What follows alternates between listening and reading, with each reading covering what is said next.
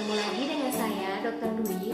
Di video kali ini, saya masih bercerita mengenai pengalaman saya menjadi seorang cancer survivor. Oke, kita langsung mulai aja ya. Tapi sebelum kita mulai videonya atau ceritanya, ada baiknya teman-teman jangan lupa klik like, komen, dan subscribe, serta share ke sosial media yang teman-teman punya. Jangan lupa ya. Yuk kita mulai cerita teman-teman. Di video sebelumnya, saya menceritakan mengenai pengalaman saya di biopsi tonsil atau amandel ya. Hasilnya itu baru keluar 2 minggu kemudian.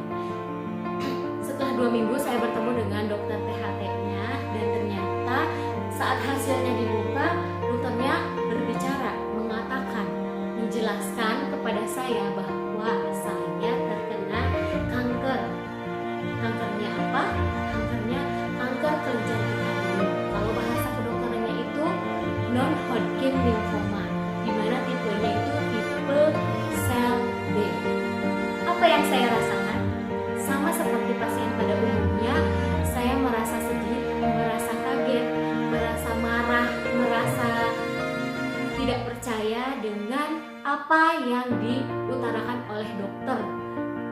Namun dokter akhirnya meminta saya untuk melakukan pemeriksaan lanjutan, yaitu pemeriksaan imunohistokimia atau melakukan konsultasi lebih lanjut dengan konsultan patologi anatomi.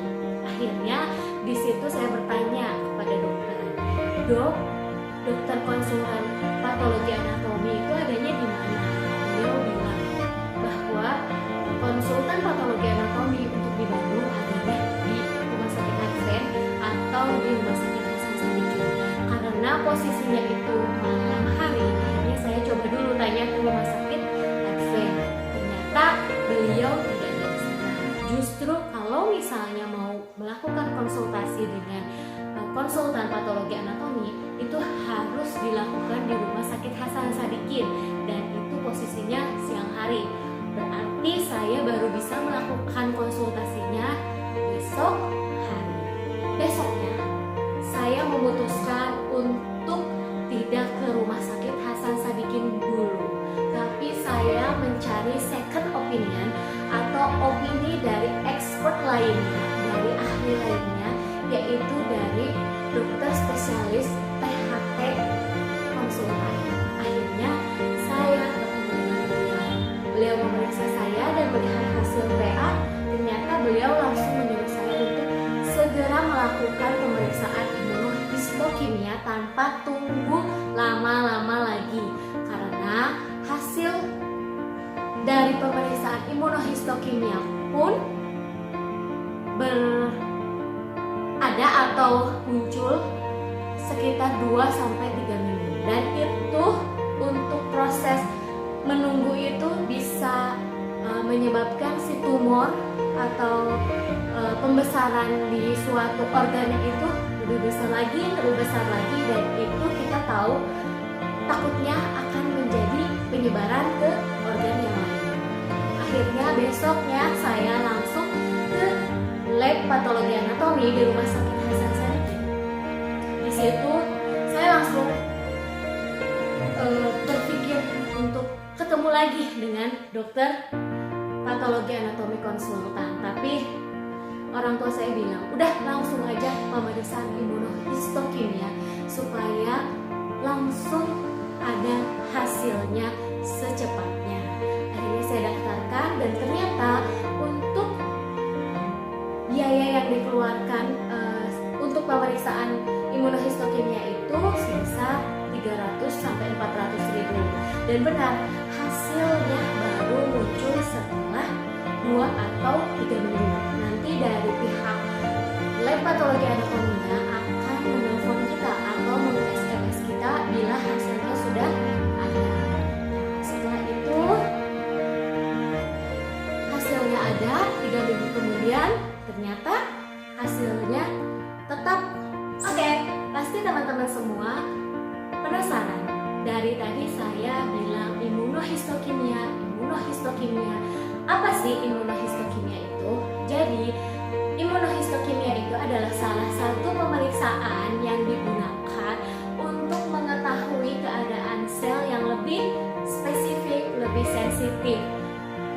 tahu dari mana sel itu berasal, apakah dia itu merupakan suatu sel dari kanker yang menyebar atau memang kanker yang sesungguhnya.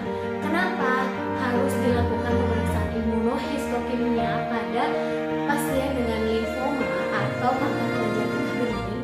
Karena pada umumnya kanker yang terjadi pada manusia itu bisa menyebar, dan yang paling sering penyebarannya itu ke kelenjar getah bening. Sehingga kalau misalnya kita punya kanker kelenjar getah bening, harus dicari tahu dulu apakah jenis selnya itu merupakan penyebaran dari organ lain atau kanker yang memang berasal dari kelenjar getah beningnya itu sendiri. Seperti itu teman-teman. Jadi untuk cerita selanjutnya, pengobatan apa yang saya pilih, pengobatan apa yang saya jalani, bagaimana prosesnya, bisa teman-teman saksikan di video selanjutnya. Assalamualaikum. Oke teman-teman, seperti di video-video sebelumnya, saya selalu menyelipkan beberapa poin di akhir video. Untuk video ini saya mau menekankan 3 poin yang bisa teman-teman ambil dari kisah yang saya alami.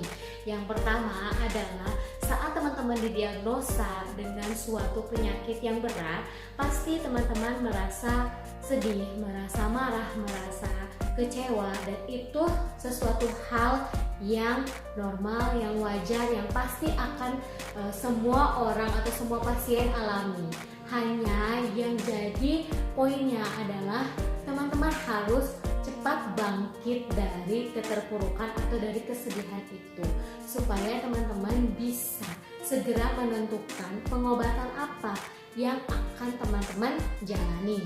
Kemudian di poin yang kedua, jika teman-teman sudah melakukan suatu pemeriksaan dengan seorang dokter dan teman-teman merasa kayaknya saya belum yakin dengan hasil pemeriksaannya, boleh teman-teman untuk melakukan pemeriksaan ke dokter yang lainnya, dan saya sarankan ke dokter yang lebih ahli, bukan malah teman-teman pergi ke pengobatan yang belum tentu kejelasannya. Terus yang ketiga, kalau misalnya teman-teman sekali lagi setiap melakukan suatu pemeriksaan untuk penegakan diagnosa, harus selalu tanyakan jumlah uang yang nanti akan sekiranya keluar itu berapa. Kalau misalnya ternyata uangnya itu masih mampu untuk teman-teman bayarkan melalui uang pribadi teman-teman, segera lakukan pemeriksaan itu. Jangan tunggu lama-lama, jangan terlalu hemat untuk melakukan pemeriksaan demi tegaknya suatu diagnosa. Kalau misalnya kasusnya di kasus kanker itu harus cepat-cepat, harus lebih cepat dari penyebaran atau dari pertumbuhan si sel kanker tersebut, gitu ya teman-teman. Jangan lama-lama berpikirnya, harus tak cepat, tepat, dan juga insya Allah hasilnya maksimal, hasilnya memuaskan. Oke, begitu ya. Semoga bermanfaat. Mohon maaf kalau misalnya ada salah-salah kata, karena kebenaran itu datangnya dari Allah. Terima kasih sudah menonton videonya. Dadah.